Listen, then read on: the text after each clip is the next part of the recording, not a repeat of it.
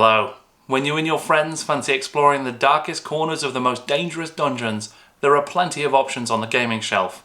But for me, there's only one title that's been back on my table again and again for the last 30 years. I'm Jordan, this is Jordan Sorcery, and today we're looking at the secret history of Warhammer Quest.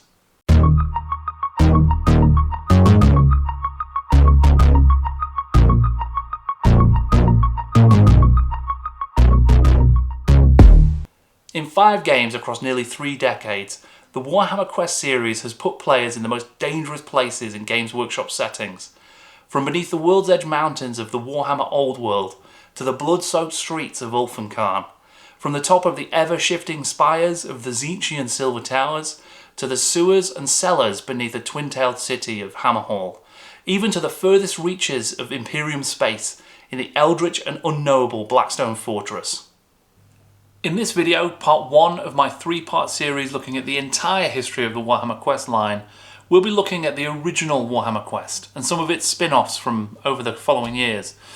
This is my first YouTube video series and I just knew it had to be about Warhammer Quest, one of the most important games in my own personal gaming journey. In the summer before secondary school, my mum took me to a Games Workshop store and the first thing I got to play was a demo of Warhammer Quest. I was playing as the elf, and we were doing really well until towards the end, just before the objective room, I fell into a pit trap.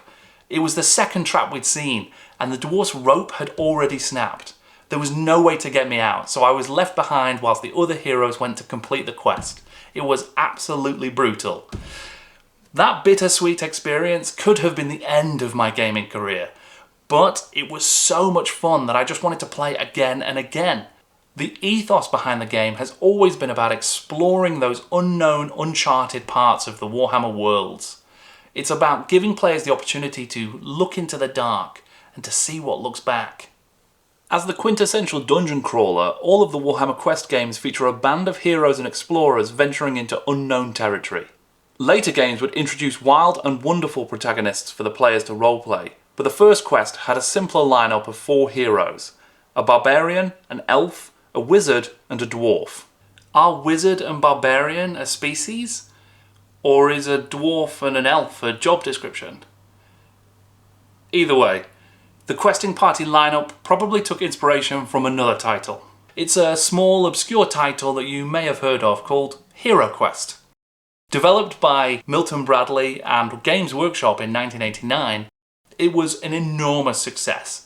And it was partnered with a sibling, if you like, by Jervis Johnson that was released by Games Workshop on their own. Jervis Johnson's Advanced Heroquest would introduce features and concepts that would inform the development of Warhammer Quest in a few years' time.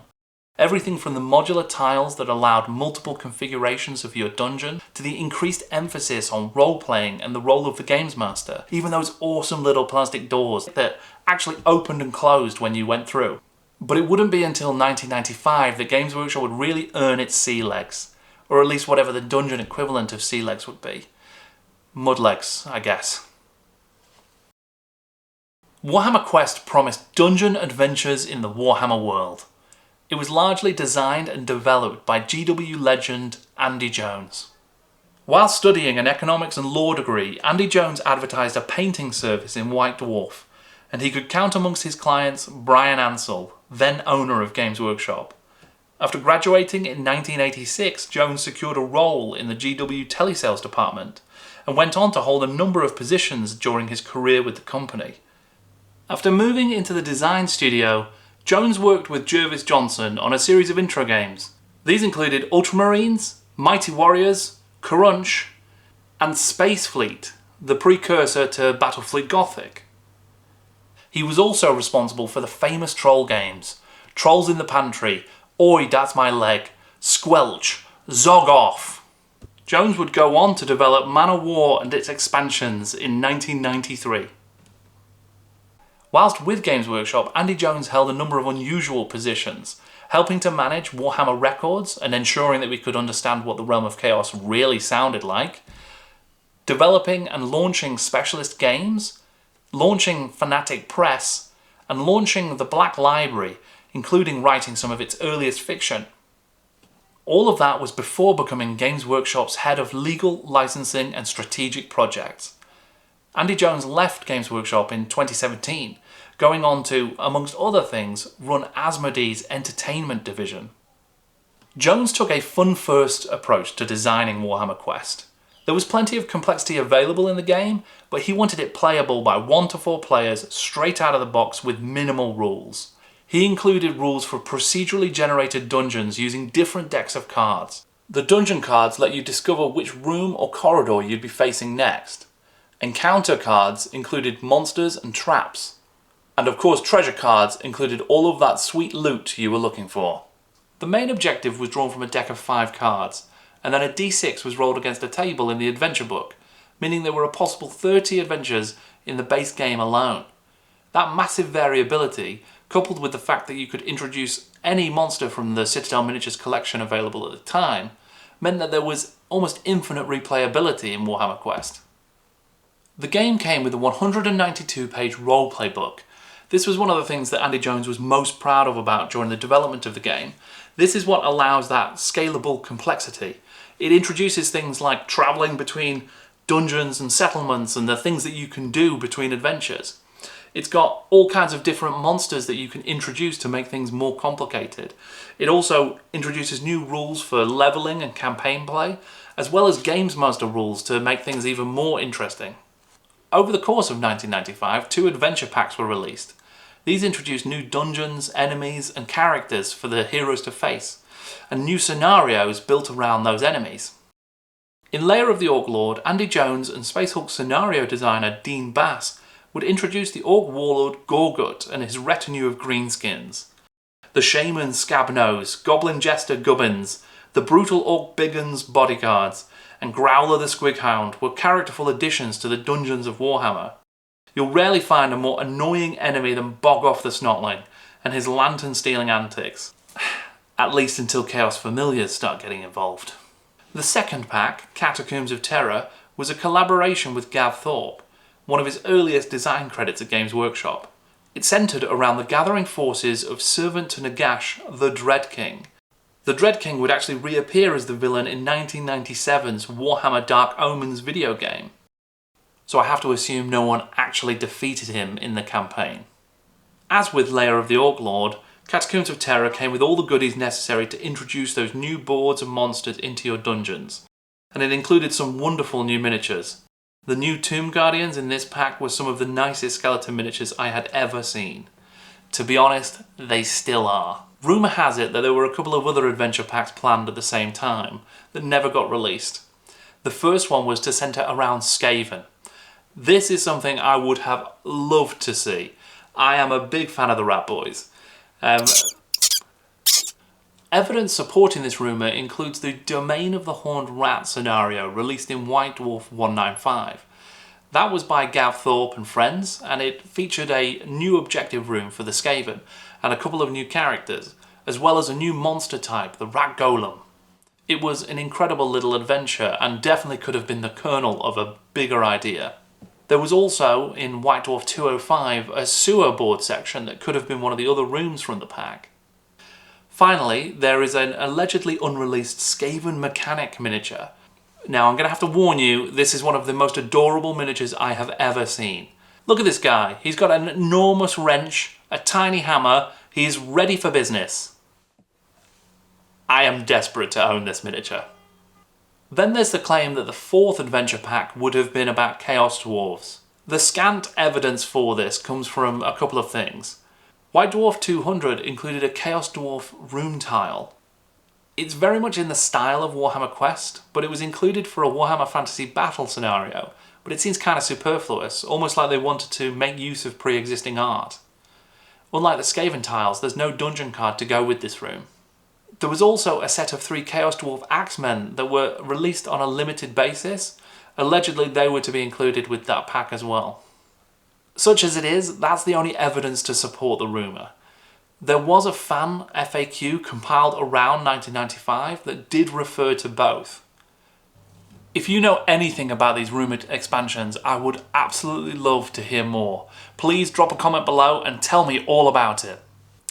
There was also a mini expansion released exclusively through Games Workshop mail order.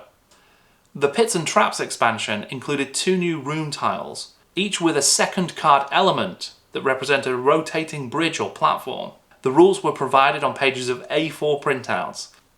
I've never seen a copy of this in real life, it's extremely rare. The game was further expanded by warrior packs. Each pack included the cards and miniature you needed to play a new hero joining the quest. 7 warrior packs were released quickly in 1995, and then a further one in 96 and a final one in 97, totaling 9 official warriors despite a dozen being planned at release. The Troll Slayer rules were included in the roleplay book, but he received a physical release alongside the Warrior Priest, Elf War Dancer, Pit Fighter, Imperial Noble, Elf Ranger, Chaos Warrior, Witch Hunter, and Bretonnian Knight. The packs also included a mini rulebook which added all of the roleplay rules needed for these new heroes, such as advancement tables and unique locations for them to visit in settlements between adventures. Amongst the planned but unreleased warriors were allegedly an Elf Revenant Knight and a Dwarf Gold Hunter. Between issues 184 and 208, White Dwarf would run a series of articles supporting Warhammer Quest. Many of these would include new floor plans, rules, scenarios, event cards and monsters. There were also several warrior rules released via White Dwarf in the Citadel Journal, including an ogre, an outlaw, a Kislevite shaman and a halfling thief. The latter 2 also saw advanced rules released with an appropriate back catalogue miniature via GW mail order. When the short-lived Fanatic Press launched, covering specialist games, a new magazine was compiled called Deathblow, exclusively including content for Warhammer Quest. Largely reprints from the Journal and White Dwarf articles, it also included a couple of new characters and some new rules and scenarios as well. They also included fan-written content, like Lawrence Sinclair's remake of the Shattered Amulet from Advanced HeroQuest. There is no way to talk about Warhammer Quest without talking about its art. Every component, floor tile, card, rulebook, it is all brought to vivid life by the incredible work of art designers and artists. The first thing you see, the intense and exciting box cover by Jeff Taylor, makes you want to get straight into the action. Clearly inspired by the work of Les Edwards for the covers of HeroQuest and its expansions, Taylor draws on those works of desperate hope and amps up the adrenaline to the max. It was also used for the rulebook cover, and is joined by 2 more pieces by Taylor, for the adventure and roleplay books. The adventure and roleplay book covers weren't created for Warhammer Quest though. They were actually the Talisman 3rd edition box and Talisman expansion Dungeon of Doom covers. There was more Talisman art that found its way into Warhammer Quest as well. Website Talisman Island has identified a host of treasure cards that feature art originally published in Talisman. Even the card backgrounds were taken from the Talisman card backs. Certainly not the first or last time Games Workshop would reuse art, but it's surprising to see it happen so quickly. Talisman was released just 1 year before Warhammer Quest. Much of the interior art and card components, as well as the adventure pack covers, were illustrated by GW stalwart Dave Gallagher. Every item and token is given due care and consideration, making them all feel part of a richly drawn world. Finally, there's arguably the most important pieces. The floor tiles. Painted by Richard Wright, who would go on to work extensively in tabletop and video game concept art, Wright's work gives the dungeons a lived-in feel that doesn't sacrifice gameplay accessibility for aesthetics. His ability to capture depth and shadow also make the game feel even more immersive. In White Dwarf 191, the world was introduced to heavy metal legend Mike McVey's Warhammer Quest diorama. This thing absolutely knocked Little Jordan Sorcery's socks off, and finally seeing it in person at Warhammer World was a great moment for me. Taking the viewer on a multi-level quest that saw the heroes split up and fighting all manner of mayhem and monsters, the diorama captures the madcap spirit of Quest and nods to the rooms and adventures found in the game box. Even Gorgut and the Dread King get in on the action. Some of my favourite details are the sneaky Chaos Familiar, we'll be seeing him again, the nonchalant snotling Mushroom Farmer, and the gallant defiance of the Imperial Noble, facing down a wave of giant rats, even as a gianter spider approaches from the shadows. As part of the launch of Black Library, Andy Jones contributed some fiction of his own, and when the Inferno magazine was launched by GW's Fanatic Press, Jones included a short story called Grunsonn's Marauders. The Marauders were a questing party inspired by the antics of the original playtest group for Warhammer Quest, as played by Gav Thorpe, Ian Pickstock, Mark Hawkins and Jones himself. The group was composed of the gold-lusting dwarf Grimcrag Grunsonn, Jakiri the wry and cynical elf, ex-Imperial envoy Johann Anstein, and the wonderful Nausicaan barbarian Keanu the Reaver. In playtesting, the party made it all the way through to battle level 10, and their short stories reflected the kind of campy romp through traps, monsters and dangerous NPCs you might expect from the game. In their first story, written for Inferno Issue 1, they encountered a long-hidden necromantic artifact that, according to legend, could restore to unlife the Dread King himself. In their second adventure, Paradise Lost, first published in Inferno Issue 4, the band of adventurers found themselves lost at sea on their way to the jungles of Lustria. Both stories would go on to be collected in the Realm of Chaos and then Tales of the Old World fiction anthologies. Warhammer Quest always excelled at letting players' stories take centre stage, and the Grunsonn's Marauders shorts are absolutely like hearing a friend tell you about their most recent game. The explosion in content for Warhammer Quest when it was launched unfortunately slowed down considerably as the game's life went on. Around 1998, the game went out of production, and stocks were sold off over the next few years. White Dwarf and the Citadel Journal did intermittently provide new content for several more years, but eventually official support came to an end with the final issue of Deathblow in the year 2000. That was far from the end of the game's life though. In the entire time since, there has been an active community of fans sharing ideas and discussing content. Creators like Little Monk are acting to both preserve the game's original content and continuing to develop high-quality expansions, rule fixes and scenarios that give it new life. I recently took a look at Little Monk's Skaven Adventures and couldn't help but get planning it as the basis for my next group's campaign. But fans weren't the only people keeping the quest fires burning. In 2013, Rodeo Games would release an iOS game based on Warhammer Quest, a top-down dungeon crawler that did its best to recreate the feel of the tabletop original. It would go on to be ported to PC and then to PS4 and Xbox One, before receiving an End Times-inspired sequel 4 years later from Perchang Games. As part of their Games Workshop license, Fantasy Flight Games was able to develop a new Warhammer Quest tabletop game. In 2015, Warhammer Quest The Adventure card game was released. Much like FFG's Space Hulk revival, Space Hulk Death Angel, this new game would be entirely card-based, with heroes exploring locations and fighting monsters. It seems to share some DNA with their later Arkham Horror card game, but it does capture the spirit and speed of Warhammer Quest quite well. Gameplay was quick, brutal and fun, but unfortunately its life would only be quick and brutal. In 2016, FFG announced that the licensing arrangement with Games Workshop had come to an abrupt end.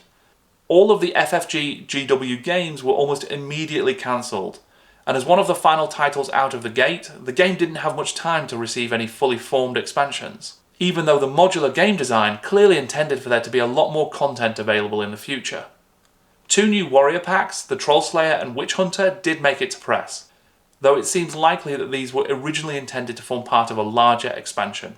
Despite great initial sales, positive buzz and a very fun rule set, the adventure card game was perhaps the greatest victim of the FFG GW decoupling.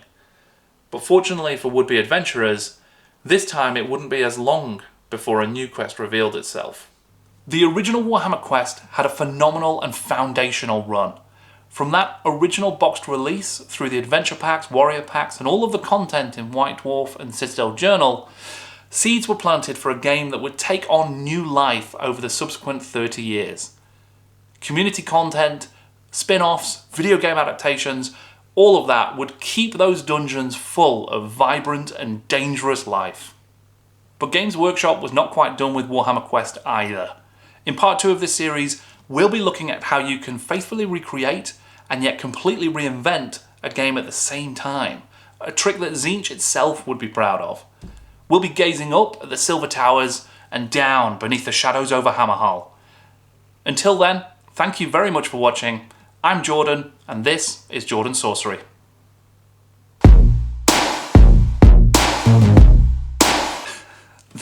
They really left me at the bottom of the pit.